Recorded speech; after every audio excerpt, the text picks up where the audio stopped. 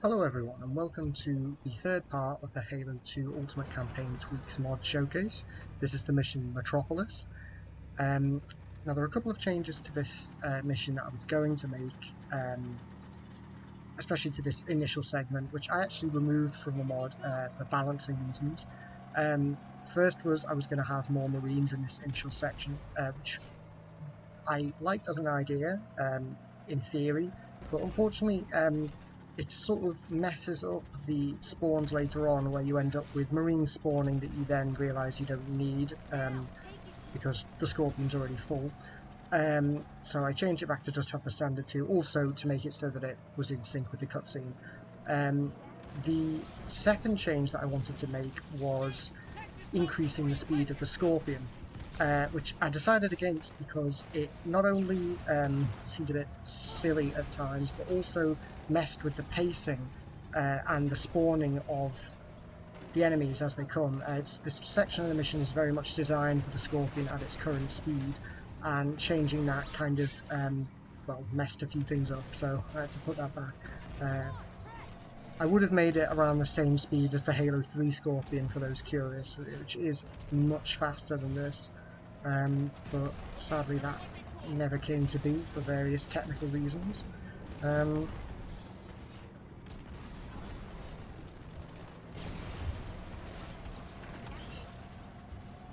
There are some interesting and exciting changes to this level that come into play later, which you'll see. And as usual with this mod, some of them are dependent on not necessarily random, but selected chance.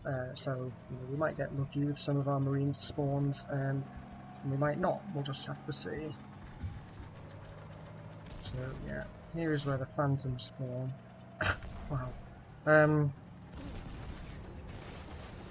There's no real changes to any of these. Here's our first major change, is that more Marines spawn here, and they have a random selection of weapons. Some spawn with rocket launchers, some spawn with sniper rifles, and of the kind of spawn pool that's available, 2 will be selected. So in this case we have 2 rocket launcher Marines, which is quite useful for this next section.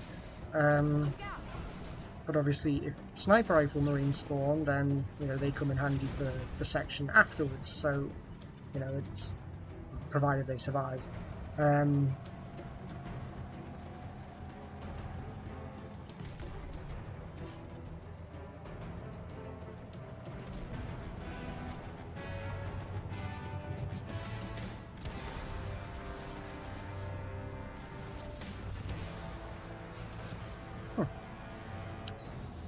Is very satisfying. The myth is real.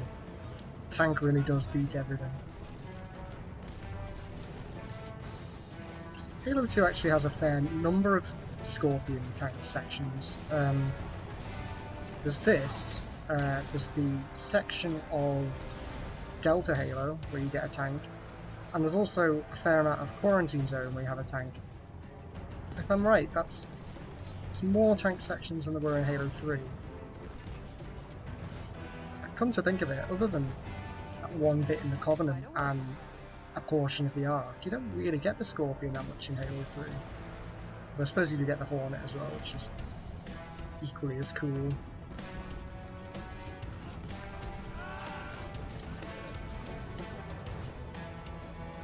Oh geez, sad. And they were all slaughtered. That's a tragedy. Well, not to worry. I've made a couple of other changes to the later sections, which mean that the loss of Marines in this area isn't a tragedy like it is. It's still sad, but it's not game-changing. That's one of the things that I really wanted to do with these mods, is to try and make it so that you can take acceptable losses and it won't necessarily spoil the experience for you. Now that's interesting, that isn't part of the mod. Those wraiths just decided not to spawn this time. I think I may have gone a bit too quickly. Oh, there they are. They're here.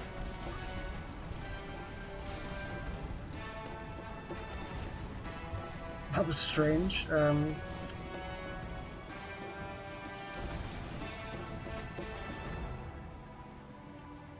I am once again on fire. Seems to be a recurring theme of these playthroughs. There we go. See, there are some instances where I think the remastered Halo 2 soundtrack goes a bit over the top. But it's these moments here with the kind of ambient music where it really does sound like the Halo we all know and love. I mean, if we switch back, the music is a lot more subtle. Whereas here it's everything's amped up in the remaster. Though they did do a much better job than they did with Halo 1's remaster, which to this day is still being criticised for its kind of overblown look and sound. So here we go.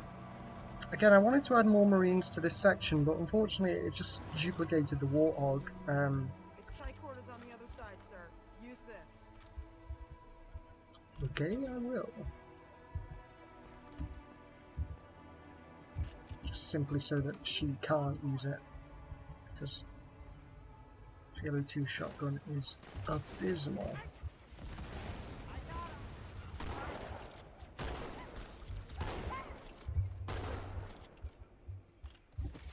I mean, it does the job against grunts.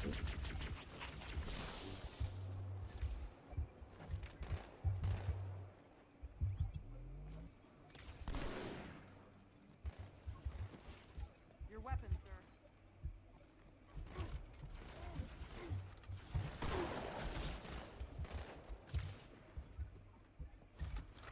I'll make you proud, sir. I hope you do, because I could have just used that myself. Come on. So we're approaching the first, well, we were approaching first major change to this next section. Because this part is fairly similar,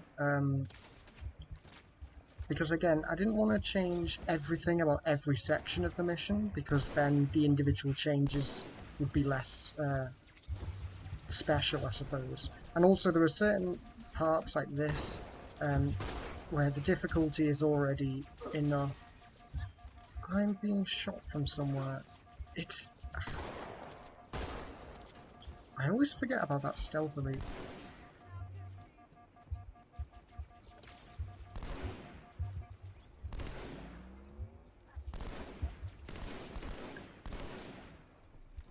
There we go, finally. Okay, so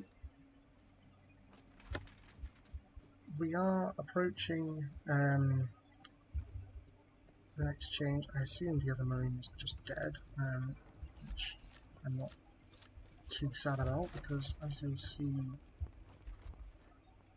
around about now, we're about to get some more. You're a tall drink Take of it, water. come on, guys, come on! And he has a sniper rifle, just to add a little bit more flavour to this section. You know what? You're a kid that's going to a picnic, sweetheart. Wear those guys like a cheap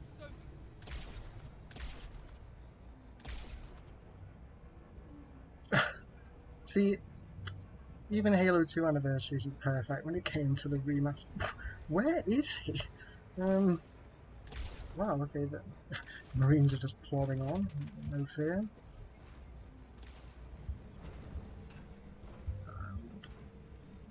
where did that elite go? Use you on the gun, Chief. Oh, why not?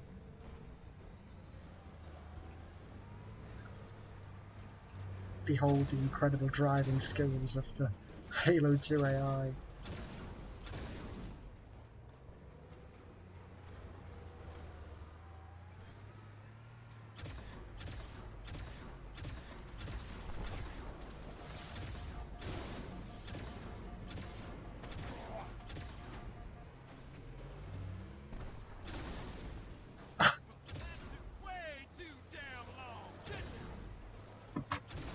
Criticizing my shooting ability? What? Oh, there we go. Get on out here, See, Sergeant. the sniper rifle guys survived. If you ask nice, I'll kill you a little bit. Keep up the fight. I know you're there. I'm not sure I'm a fan of the remastered Gorse Hog sound. Nothing beats the class. Oh,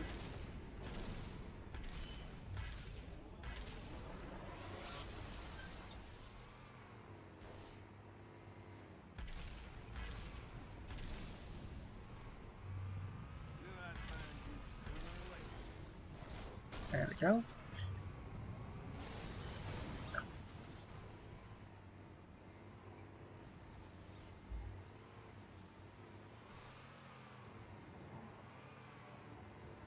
So this section here is interesting because it really, looking into the code of how this section of the mission works, it's really eye-opening just how precarious everything is. Messing with the tiniest thing in this particular part can cause some very strange side effects. Like, for example, I wanted to add more warthogs in case that happens, and it looks like in the code there is actually like a precedent for that, like as if Bungie themselves wanted there to be more warthogs here, but for some reason trying to get them to work is just very difficult. They all spawn on top of each other, and like the Marines spawn in the wrong seats. You know, even if you assign them driver and gunner positions, it ends up with, you know, two warthogs spawning on top of each other, one with a Marine in the gun, one with a Marine in the driver's seat. It's very frustrating trying to get this to work. So unfortunately, I kind of just had to settle for not really many changes at all to this particular section. One change that I have added into the Arbiter missions, well, one Arbiter mission, the one where you get a Wraith that isn't damaged, which is the Great Journey, is I've added the ability for the autocannons to fire while you're in the Wraith. But I've only done that for the Great Journey, and my logic for that is that they don't work for Chief because he's a human, and also in Quarantine Zone, all the Wraiths you find are damaged. So I think if I was to do another version of this mod, that would be one of the things that I would change, is make it so that you know, you can use the Wraith cannons on every mission in which you can drive a Wraith. They are fun. It's interesting as well because you have to kind of create, the game creates a new AI to like sit in the Wraith with you. So you have to, in order to make it function, you have to completely change how the Wraith works. You can also make it so that the... Why would they be shooting at me when I was... Fools. This part's going to take longer than I thought. There are a number of Marines trapped in that building, Chief. Concentrate on the Wraiths. They're the biggest threat. The issue is that the AI in this turret will never fire it as fast as a human will. And also Jackal snipers. It's like they have to leave like a cooldown time between shots, which you know you clearly don't need to do, because you know when you drive it you don't have to. Concentrate on the Wraiths. They're the biggest threat. See, I see now why this part's become a bit of a meme. Concentrate on the Wraiths, they're the biggest threat, when there's two Jackal snipers right there. Lock and load, 140 round clip. Wow. I have a great amount of respect for Halo's AI, but it's moments like that that really do make me question everything.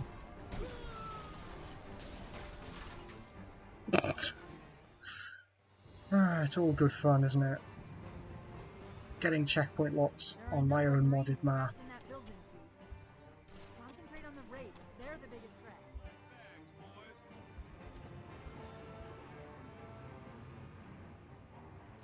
Okay, this time I'm going to go for a flanking maneuver. I just hope that the Gorse guy doesn't kill our own men again, because that's never fun. If I remember correctly, there's actually a... Is it here? Ah, here it is. Nice little rocket launcher. Of course, this section in the E3 demo was going to be much larger and more elaborate. But looking into the code, it's very obvious. I mean, aside from the whole fact that the E3 demo was just, basically a completely different game, it was quite literally smoke and mirrors, despite what Sergeant Johnson said at the beginning. But the amount of sort of the balancing acts that's going on just to make this section work the way that it does, really, it's very informative as to why Bungie didn't go through with like gigantic, war, kind of Halo 3 style with like tons of AI all fighting each other, because the more things you spawn in, just the more problems can occur. He's an Ultra, isn't he? That's what this is. It's an Ultra Elite in there. I bet you anything. Yep. See, that's another strange quirk of Halo 2, is whatever rank of Elite is inside the vehicle, that will, like, inform the durability of the vehicle. So, despite the fact that it's the same Wraith that a Miner will be driving, an Ultra apparently just makes it so that it can take 4 rocket hits in rapid succession and still survive. So here we start seeing a couple of other changes, just small things really. They don't really mean anything, but like here, for example, there's a Marine on the side of that Scorpion. We'll need to help That was them weird, deal with that scarab. but it's completely, basically pointless. But and also, this Marine is now a female. Another thing about this mod, I've tried to increase the number of female Marines because it does seem like Bungie were going off the logic of every so often there'd be, a token female Marine. Whereas really it should be, there should be an even number. The only issue is that there's only 2 types of female Marine in the game, and there's many more male Marines. So just for the sake of it not seeming like it's just the same 2 over and over again, I've had to be conservative. But like here, for example, like these Marines don't really do anything. There's absolutely no reason why this couldn't be a female Marine, so I've made her a female Marine. I think also up here, yeah, see another one. Just because, why not? It is the 2500s or whatever, so you'd think that the gender. See here again, there's Marines there. I've sort of reactivated this. The Marines with the rockets that are here, it's a script in the mission that for whatever reason just wasn't activated. So I just switched it on basically, and they try and fire at the Scarab, and then while this is going on, they run. Oh dear.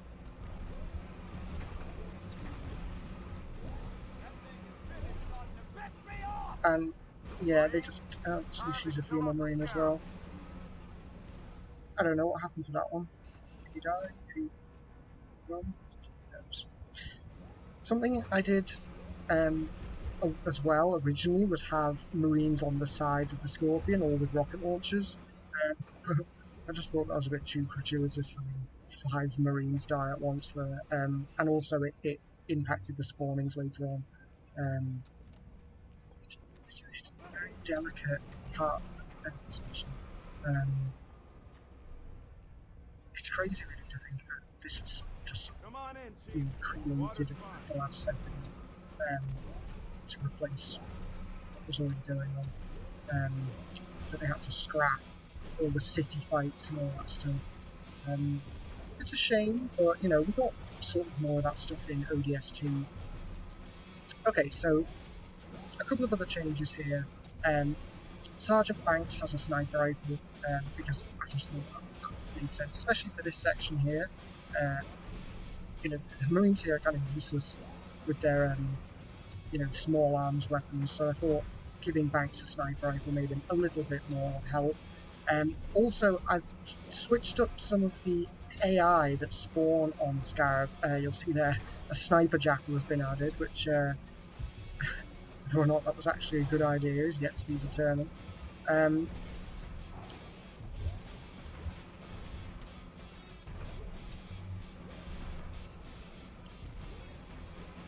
And also, as you can see, that grunt there, the Ultra, is one of those sort of unique Spec Ops Ultra grunts. I've only added a handful of those, if you remember from the Cairo Station video.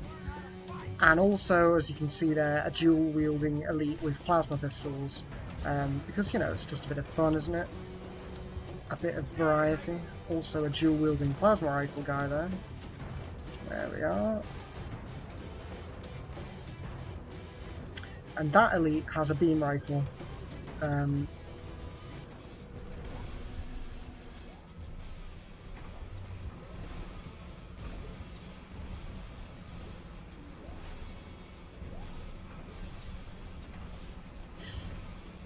Interestingly, they're not as good of a shot with it as the Jackals are. They seem to have more of a sort of aim variance programmed into them, which means that they're not as deadly with it. Okay. I would never normally do this, but I'm going to pick up the shotgun. Okay, perhaps not. But what? No rocket launch again. Did it just fall through the floor? Oh, for goodness sake. Well, guess grenades it is. I see, that's an interesting tidbit. I haven't added that. Sometimes the Pelicans do fire rockets at the Scarab. It does practically nothing, but it's just a nice little aesthetic thing. And of course, because this Scarab is a moving object, when the Covenant die on it, they all adopt their Halo 1 default death poses. See, it's firing just too low to actually help. Another thing about this, you might know this already, but if you shoot these, they vanish. But interestingly, if you melee them,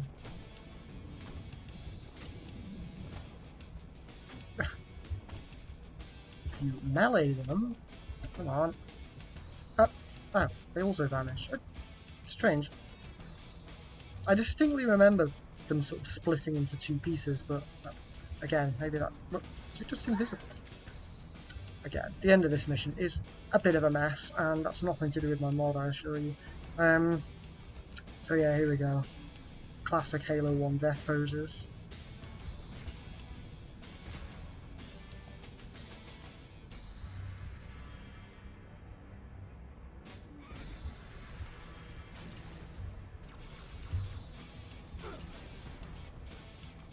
My own grenade killed me. At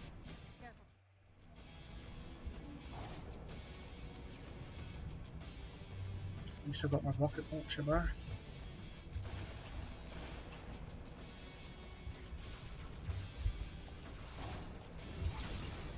Chief, you're going to have to board the Scarab.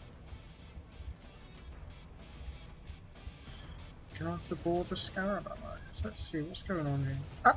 Yeah, it literally does just fall through the floor. Wow.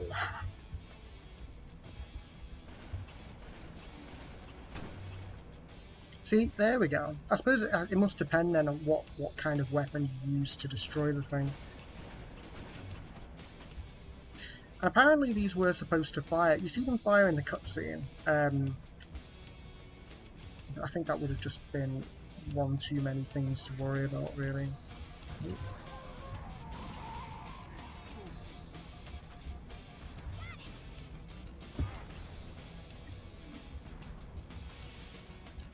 Get rid of the shotgun for its superior counterpart.